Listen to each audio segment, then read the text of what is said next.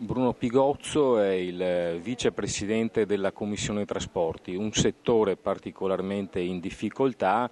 e il primo argomento che verrà affrontato nella seduta del Consiglio straordinario di oggi.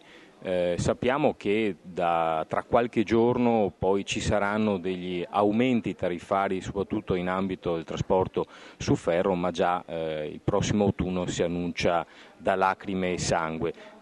Cosa propone il PD per superare questa situazione di difficoltà per l'utenza soprattutto?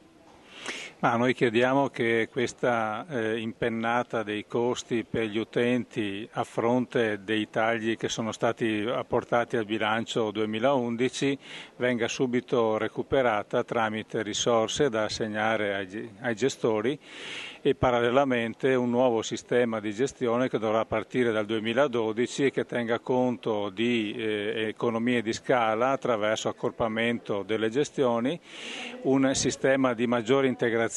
sulla intermodalità e quindi la bigliettazione unica, il favore rispetto all'utenza con gli abbonamenti e la migliore ottimizzazione del parco esistente attualmente in circolazione.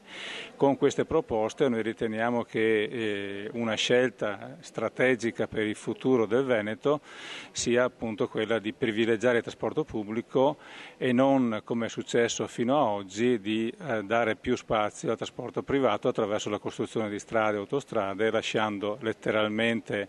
a piedi la maggioranza degli utenti del trasporto pubblico oggi. Il PD chiede anche una seria riorganizzazione sul fronte delle aziende, chiedendo di semplificare quella che è attualmente una presenza troppo frammentata.